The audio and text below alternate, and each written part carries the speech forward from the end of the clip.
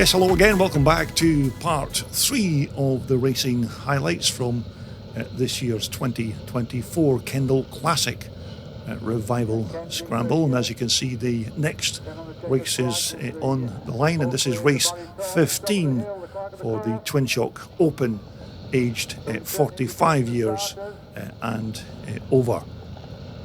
So it looks like we are just about good to go. The 5-second board is now being raised. It's waiting on the riders leaving the line. Looks like a good start there by number 3 on the left-hand side there. That's Willie Burgess from Northern Ireland. So Willie Burgess riding that Mago 490 Michael. It looks like most of the riders have negotiated the first couple of turns in relative safety without any coming together, but here's the man who is already opening up a gap to the rest of the pack. It's number 3, Willie Burgess, second position there. It looks like number 14, I think that's Richard Mason, who's back out on his little 125. Number 46 is Jonathan Oops! Once again, the curse of the commentators is struck again, so apologies to Jonathan for that. So that's Jonathan dropped his big 4-stroke Husqvarna, but he's picked it up and good to go again. Alan Bott there, number 74, is out on his 1981 490 Michael. Alan, of course, has already won a race here this afternoon, so it looks like he's not had the best of starts in this race, but he's certainly carving his way through the pack as we speak. So here's your race leader crossing the line to complete lap 1. It's number 3, Willie Burgess on that Mago Michael. It still looks like it's number 14, Richard Mason. I think Richard's still riding that little 125 YZ Yamaha. And just going past there is number 55, Dom Durkin on his Husqvarna Yamaha. Number 368 just passing there, that's Andrew Farr on his Michael 490. That's a bike that we also had a look at in our paddock walkabout. Just crossing the line there is number 25, that's Craig Smith on the 490 Michael. So Craig Smith looks like he's passed Richard Mason, and he's charging to try and catch this man here, number 3, Willie Burgess from Northern Ireland. But Willie, as you can see, flying on that big 2-stroke Michael.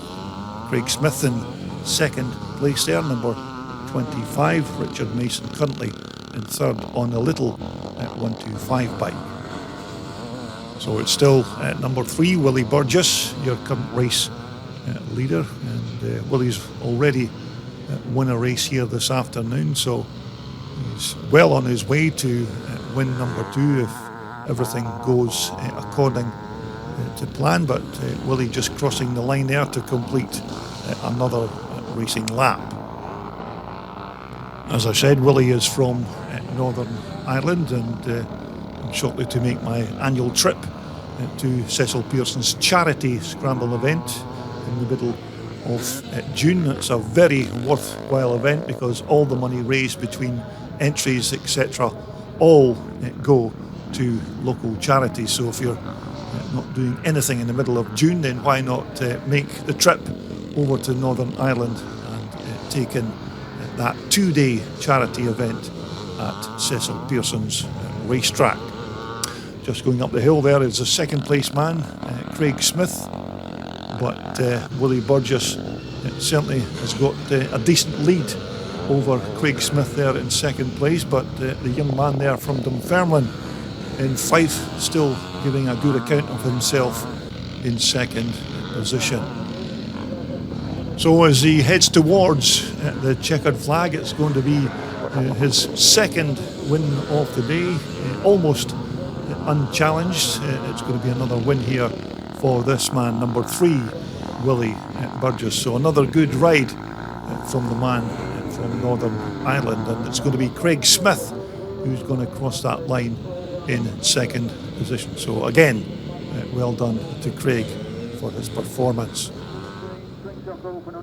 So now we move on to race 16. This is for the Twin Shock Open aged under 45 years, the relative youngsters of Twin Shock racing. So as they leave the line, go into the turn one, it's a good start again by number 2, Brad O'Leary. Remember, Brad did well in that first race, but unfortunately dropped his bike into one of the corners, so hopefully Brad will make up for it in this second race of the day.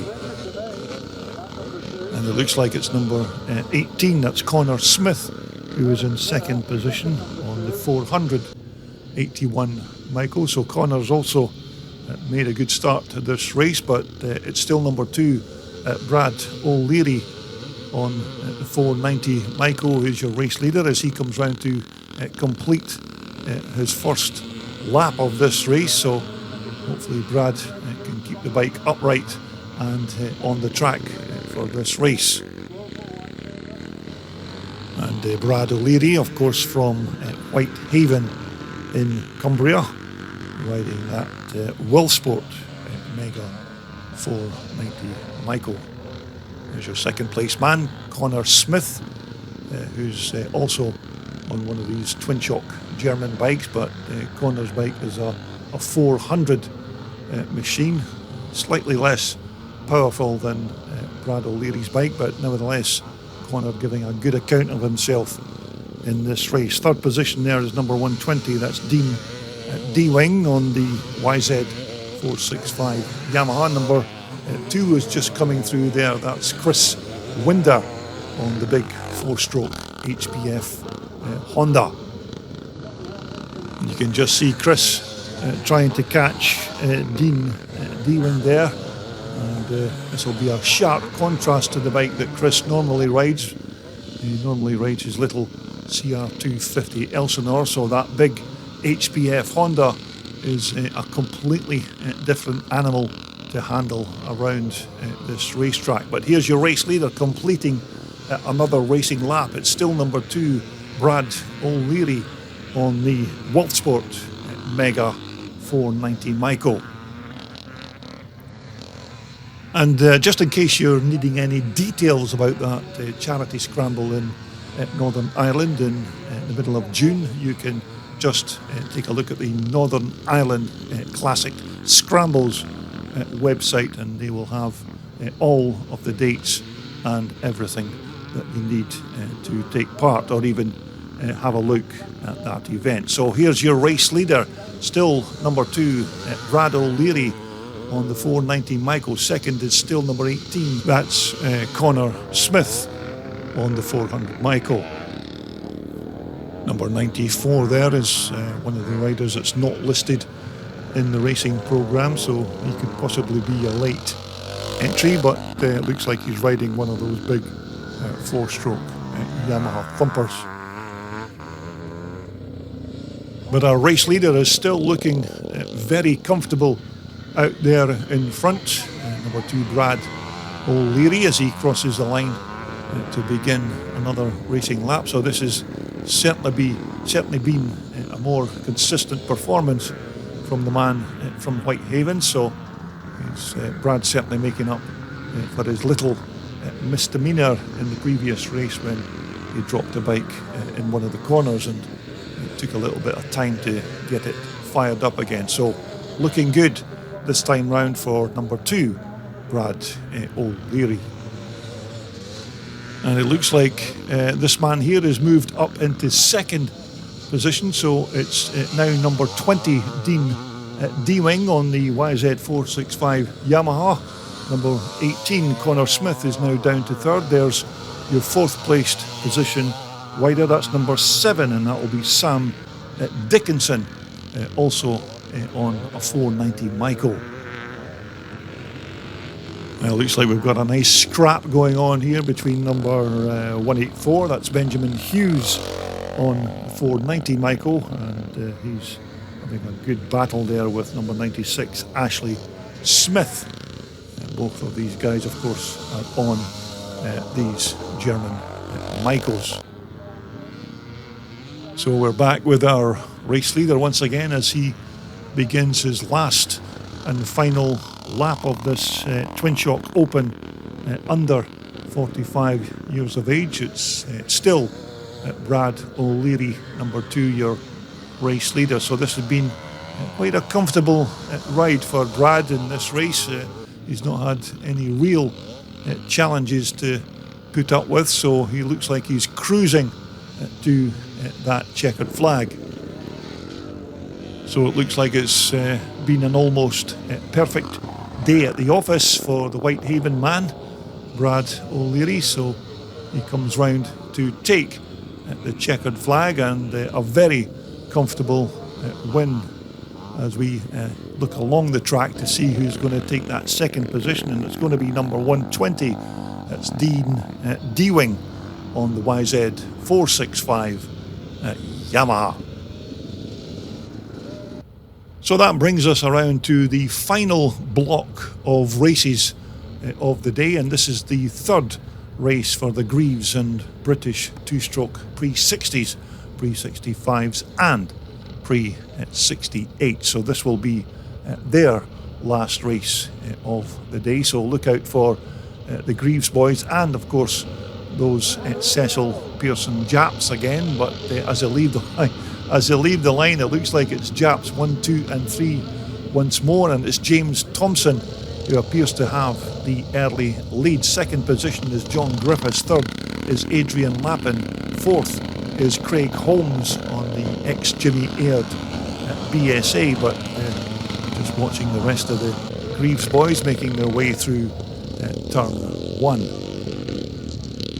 So on lap 1, it's still currently James Thompson who leads John Griffiths in second position, and James Thompson will be hoping that he can hold on to the win in this race, because he's already been beaten by Harry Stitt and John Griffiths in previous races. So James will be hoping to try and get the win this time round. In third position there is number 44, Adrian Lappin, one of the Cecil Pearson Jap team riders. Number 139 coming towards us, that's Craig Holmes. Craig also looking good on that big BSA bike. And number 9 just crossing the line there, that's Dave Watson on his 1968 380 Greaves Griffin. Craig Holmes again just coming through the turn, and behind him number 388, that's Jordan Ansell, and Dave Watson again just going through there on his old Greaves. But certainly this is a better performance from this number 26 rider, James Thompson, on the Cecil Pearson Rickman Jap bike. James certainly looking good at this stage, with John Griffiths quite close behind. You should never give up on John Griffiths, because he's a bit of a hard taskmaster, is John, so he'll be trying to pass James Thompson, and he'll be giving that Jap bike the message as he tries to close ground on James Thompson. But a decent rider, John Griffiths, on these Jap bikes, and John of course also races a 1974 CCM as well. But John Griffiths there in second position. There's Adrian Lappin in third, and that bike of course is one of the Japs with the Harry Stitt chassis inside, so a very rare bike indeed. But it certainly looks like John Griffiths is closing in on James Thompson, so he may even have a go at his Jap teammate as they cross the line to start another lap. So it's John Griffiths in second place, but John Griffiths looks like he's going to have a blast down the inside and takes the pole position from number 26, James Thompson. So it's now John Griffiths at number 33, your race leader, and John of course is riding that Harry Stitt framed Jap machine.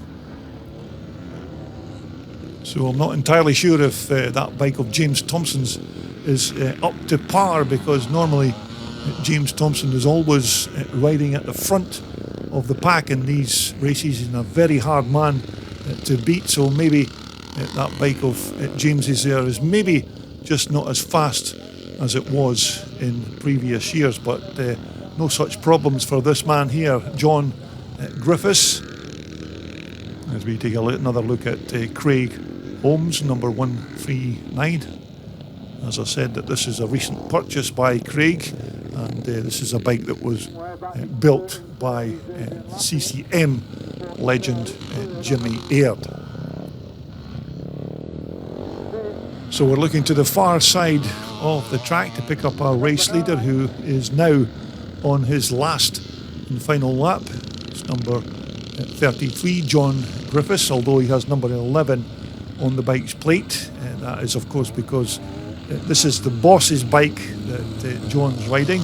That number 11 bike is Cecil Pearson's personal machine. So this looks like it's going to be another win for number 33, John Griffiths. James Thompson still appears to be in second position.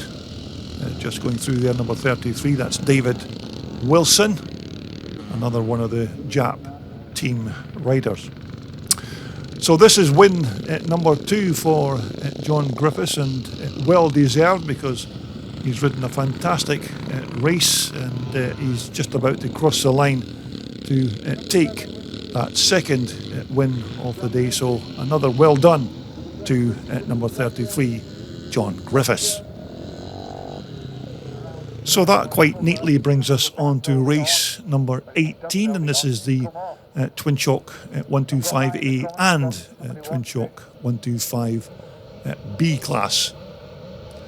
Another decent lineup of little 125 screamers. So as they leave the line and head down the hill, looks like it's that man again at number 14 who has got the whole shot.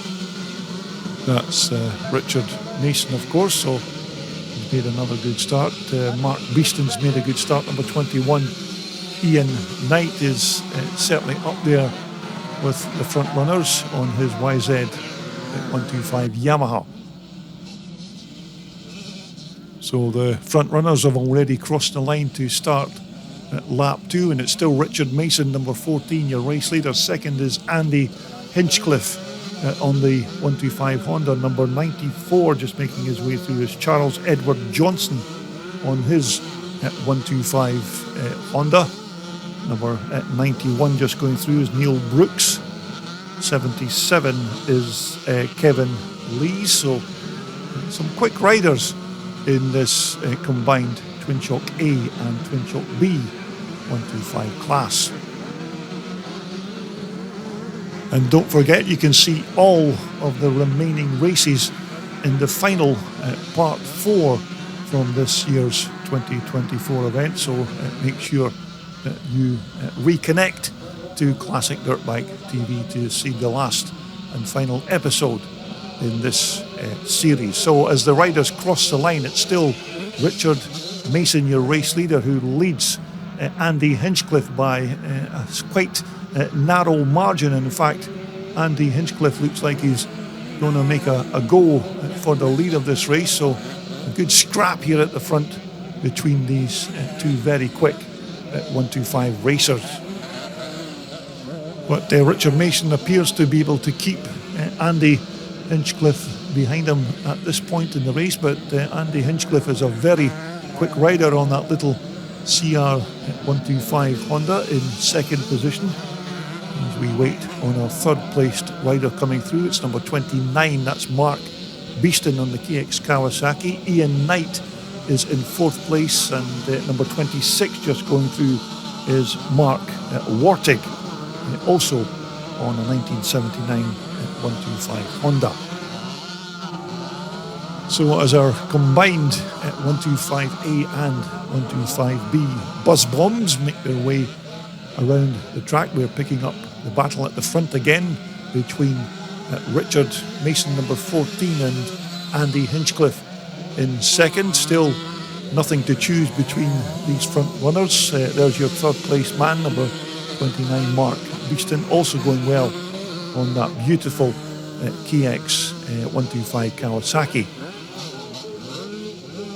So there's your second place man, Andy Hinchcliffe, this time riding the 125 as opposed to the CZ that he rode in another formula. But here's the battle for third place, and it looks like Mark Wartig has blasted his way past Mark Beeston. So Mark Wartig is now your third placed position rider. But we're back to the battle at the front between this man here, number 14, Richard Mason, and number 224, Andy Hinchcliffe. There's your third placed rider, Mark Wartig, as he crosses the line to start his last and final lap. But this has been a good little race between these 125 riders. Mark Beeston just going across there in fourth. So here's the battle for first position as they head towards the checkered flag. It's still Richard Mason, number 14, who leads number 224, Andy Hinchcliffe.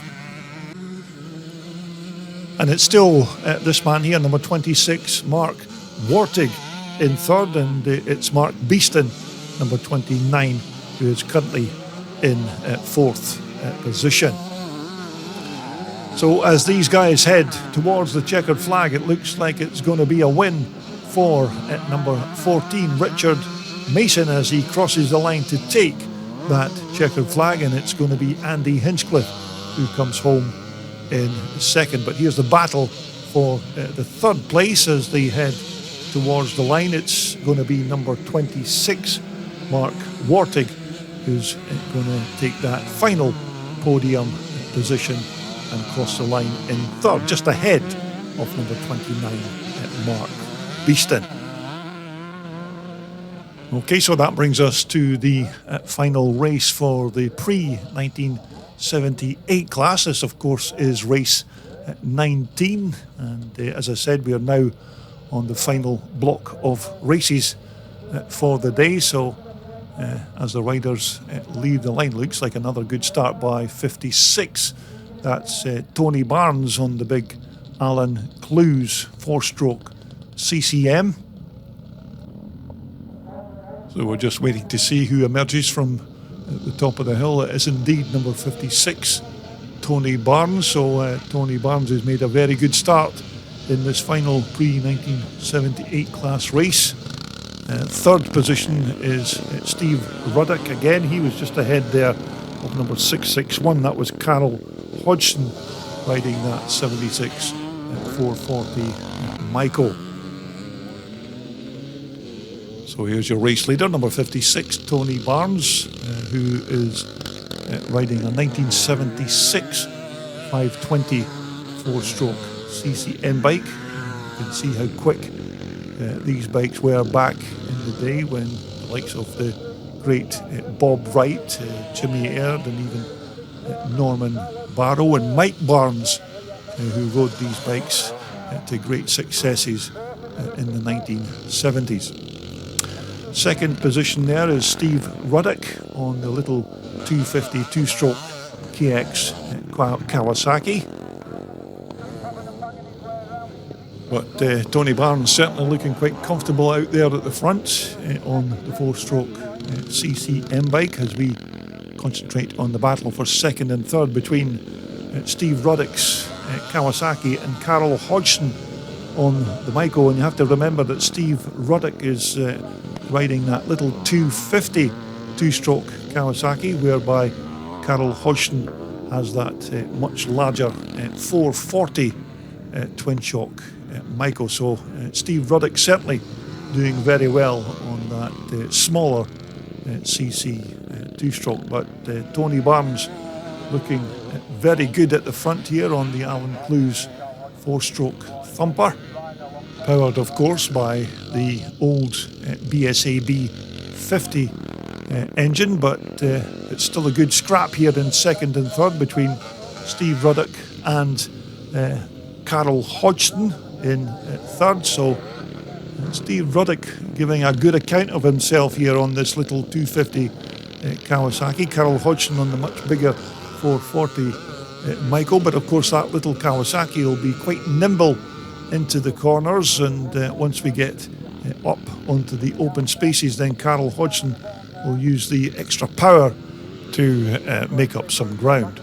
Number 165, that was Kieran Jones. Looks like he's maybe stalled his bike going into one of the corners, but no such problems for this man here at the front. Number 56, Tony Barnes, looking very comfortable for the win in this race. So Tony riding very well as he takes a look back to see where the second place man is, and in fact it's now Carol Hodgson who is your second placed rider. So Carol's managed to get past that 250 Kawasaki of Steve Ruddock's. So when Tony Barnes comes round to cross the finish line, he'll be starting his last and final lap of this pre-1978 class race. So Tony looking good for a win at this point. Number 11 is Brian Atkinson on his 250 Honda Elsinore. But this has been a good ride by Tony Barnes, who has led this race almost from turn one. So he's certainly using the grunt of that big CCM to take the lead of this race. Number 661 is Carol Hodgson, who looks like he's going to cross the line in second position, but just a couple of turns to go for this man here to chalk up another win at the Revival 2024. Carol Hodgson is going to come down the hill and cross the line to take that second placed position. So this has still been a good ride by Carol Hodgson on the Michael, and it's going to be Steve Ruddock who's going to cross the line in third. So that brings us on to our final race in this part 3 video. This is the pre-74 over 250s and pre-74 up to 250s. This is race 20, of course, with the final 4 races being posted when we get round to part 4. Now, our early leader looks like it's number 2. That's Chris Winder, this time back out on his CR250 Honda. Looks like Andy Hinchcliffe is in second position, this time riding his Czechoslovakian CZ machine. So Andy Hinchcliffe certainly getting good value for his entry fee, riding in 2 classes, in the 125 class on his little CR Honda, and also here riding his 380 Czechoslovakian CZ. But there's your race leader, number 2, Chris Winder on the 250 Honda Elsinore. Andy Hinchcliffe just coming through in second position, so he's also done very well here thus far this weekend. So Andy Hinchcliffe certainly enjoying his racing this afternoon. Now currently in third position, I think it's still number 21, that's Ian Knight, and again Ian this time round is riding a 250 Honda Elsinore as opposed to his 125 Yamaha that he rode in the 125 class. Number 23 just going through there was Sam Tatum on his 250 CZ. So here's Chris Winder coming round to complete another racing lap. A very quick little bike, this 250 Elsinore of Chris Winder's. So Chris quite comfortable there at the front of this pack. Now Chris Winder, of course, is another one of the very hard-working Westmoreland Club members, and every time I turn up at this event each year, you can always see Chris banging in posts or putting up ropes or banners, and he always works very hard at this event. So well done to Chris for helping out with all of the infrastructure building this track. And there's your second place man. It's still Andy Hinchcliffe on that 380 twin port CZ bike. Another good ride there by Andy. Number 125 is Ian Stainton, and that's a Clues Stroker bike. That's a modern day interpretation of the iconic bikes that Alan Clues built back in 1972. But Chris Winder certainly looking very comfortable out there in the front. He's got quite a decent lead over second place man Andy Hinchcliffe, so everything going according to plan as far as Chris is concerned. And it looks like he's got still quite a decent lead over second place man Andy Hinchcliffe, so barring any major mechanical issues, Chris should be able to coast to the finish line. But this has also been a good ride here by Andy Hinchcliffe on the CZ. So it's yet another very good performance from Andy Hinchcliffe. It looks like we've got a rider with a broken KTM. That's Mauro Cipolat Gotet on his 250 1973 KTM. So it looks like Mauro's heading for a DNF, but no such problems for this man here as he comes across the finish line to start his last and final lap of this race. This has been another dominant performance from the talented young Chris Winder. Well, he's young compared to me, I suppose, but there's your second place man crossing the finish line, number 224 Andy Hinchcliffe on the 380 CZ. So barring any breakdowns or slip-ups, it looks like Andy's going to cross that line in second position. So Chris Winder heading towards another win in this year's Scramble event. There's Mauro parked trackside waiting to take his broken KTM back to the paddock. So just another turn to go for number 2 Chris Winder as he notches up another race win. So a well done to Chris for his performance in this race. And it's going to be Andy Hinchcliffe who's going to come across the line in second position. So that just about wraps up all the highlights for this part 3 video from the Revival Scramble 2024. But don't forget, we have the last and final clip for you to see when we will return with the final 4 races from this year's 2024 Kendal Classic Revival Scramble.